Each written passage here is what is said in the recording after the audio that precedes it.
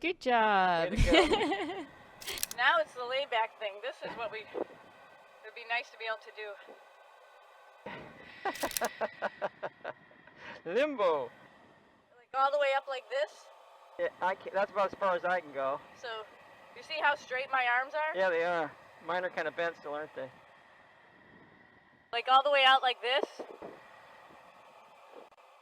Yeah, I can do that.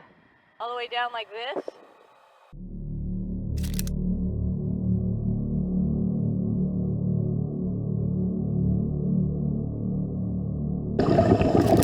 So you'll go to the opposite side that you're on right now.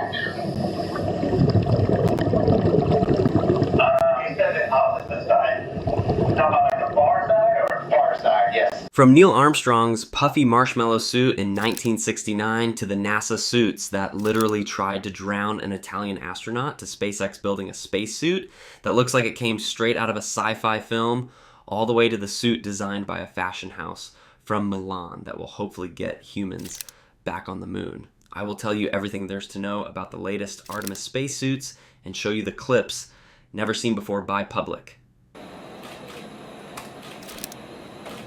Helmets on the line.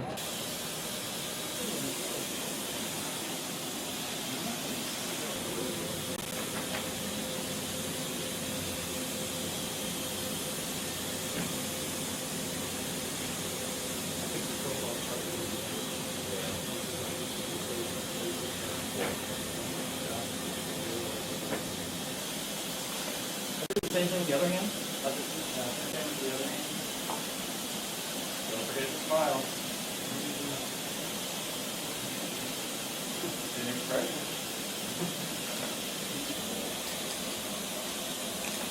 There you go.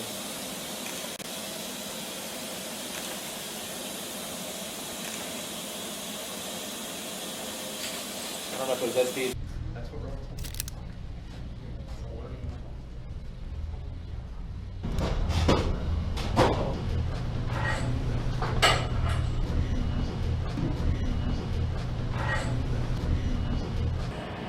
Alright. Coming down. Okay.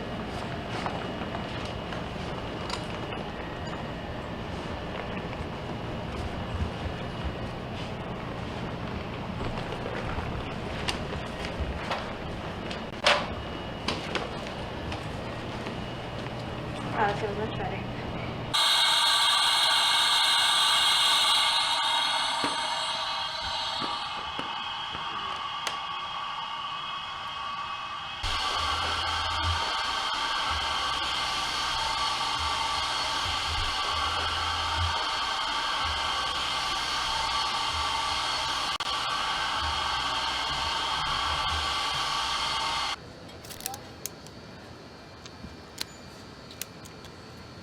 All right, you want to come on this side so that you can do your right arm.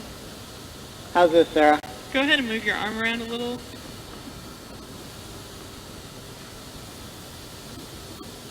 Might be what I can do vertically. Horizontal? Yeah, and then horizontal.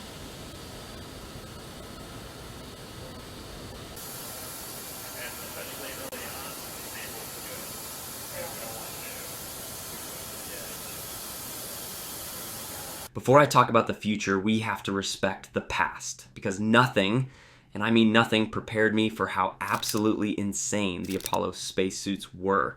When Neil Armstrong stepped onto the moon in July 1969, he was wearing the A7L suit, the seventh iteration that NASA and ILC Dover had designed. This was essentially a wearable spacecraft. The suit weighed 180 pounds on Earth. That's a full-grown adult. On the moon, thankfully, it was only 30 pounds, so at least Armstrong didn't have to drag himself across the lunar surface like a man wearing a refrigerator.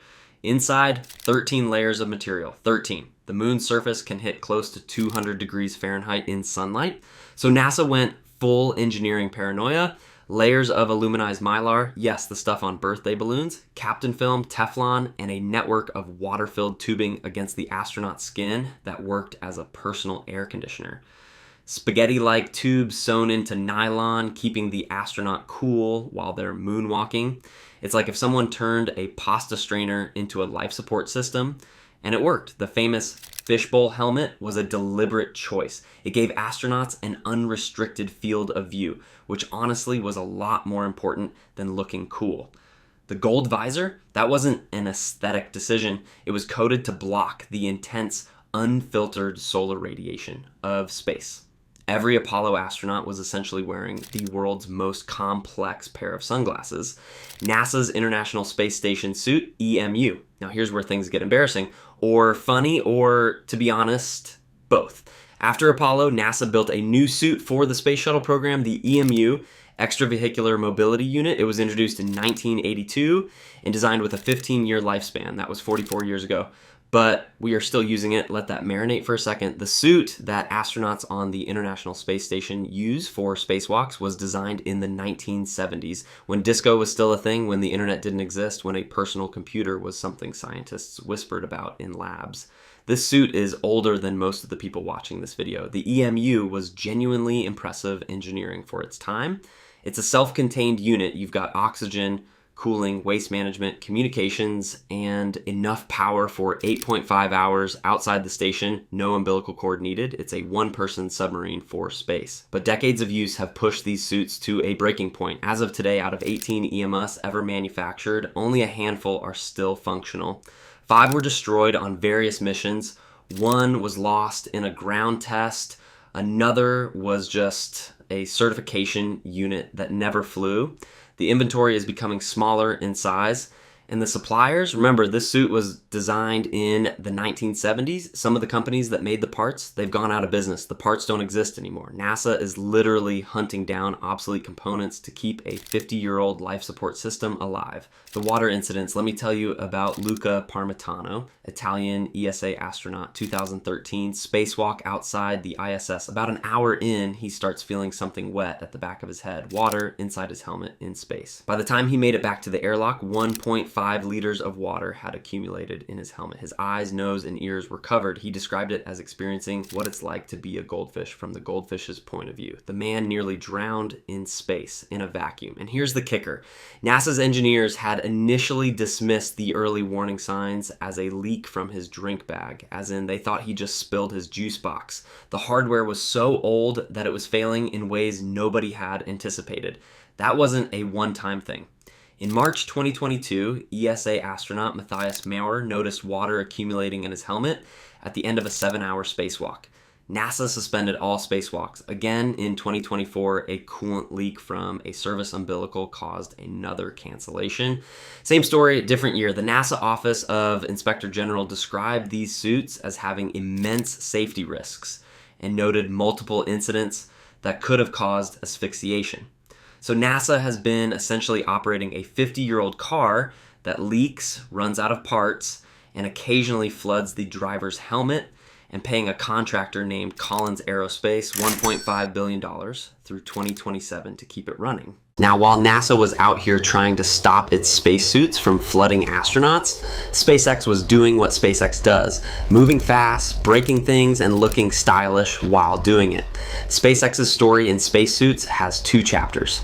Chapter 1 is the IVA suit, the sleek black and white pressure suit astronauts wear during launch and landing in the Crew Dragon. This thing looks like something Tony Stark would design if Tony Stark was also an aerospace engineer. But Chapter 2 is where it gets wild. In September 2024, during the Polaris Dawn mission, SpaceX did something that hadn't happened in human spaceflight history, the first private spacewalk. Jared Isaacman, the billionaire who funded the mission, partially exited the Dragon capsule at 700 kilometers altitude. He didn't go full spacewalk, more of a dramatic lean out, but he was exposed to the vacuum of space in SpaceX's new EVA suit. And this suit looks like the future. While NASA's EMU is the equivalent of wearing a refrigerator with shoulder pads, the SpaceX EVA suit is sleek, form-fitting, and has a heads-up display inside the helmet showing real-time pressure, temperature, and humidity. The visor is coated with copper and indium tin oxide.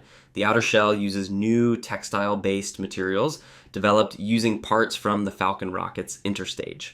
SpaceX built this suit in 2 years. The trade-off is clear though, and this is important to understand.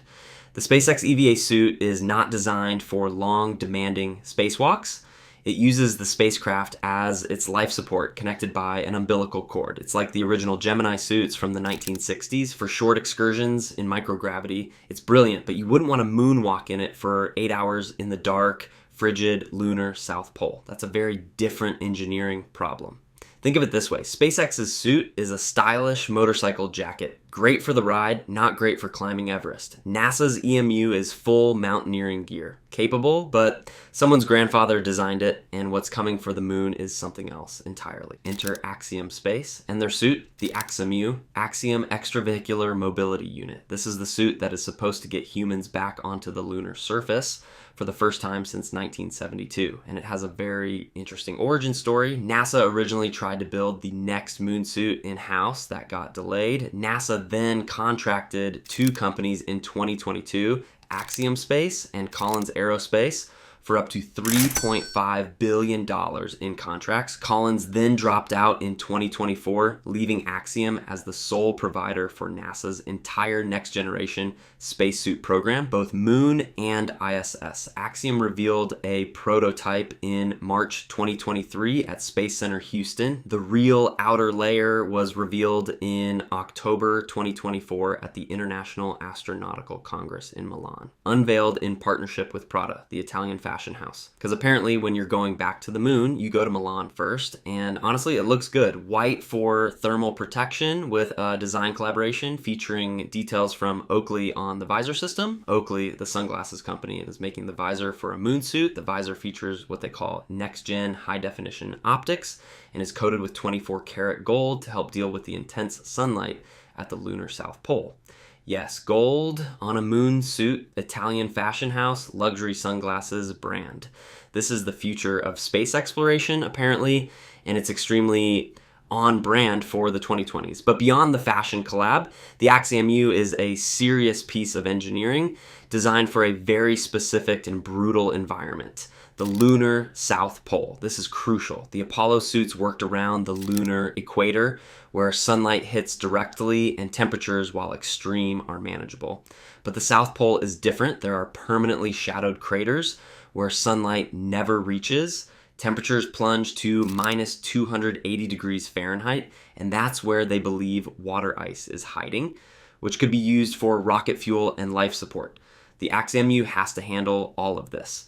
Key features of this suit are 8-hour EVA capability with its portable life support system, a carbon dioxide scrubber and cooling system built in, boots specifically designed for rough, frigid lunar terrain, a 4G LTE communication system, actual mobile network tech on the moon, an onboard diagnostic system for real-time vital signs monitoring, greater range of motion than anything Apollo astronauts had, no more bunny hopping across the surface like a marshmallow with legs, designed to fit 90% of the US male and female population.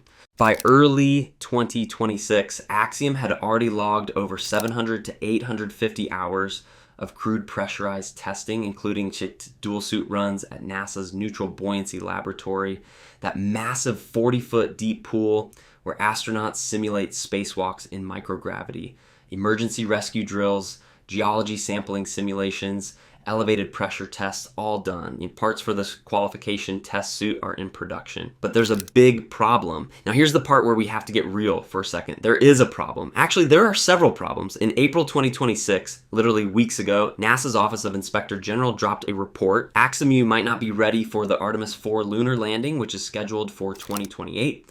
The OIG estimated that based on historical averages of spacesuit development programs, the suit may not be ready until 2031. That's 3 years past the current deadline. The report called NASA's earlier timelines of 2025 and 2026 for suit demonstrations overly optimistic and unrealistic.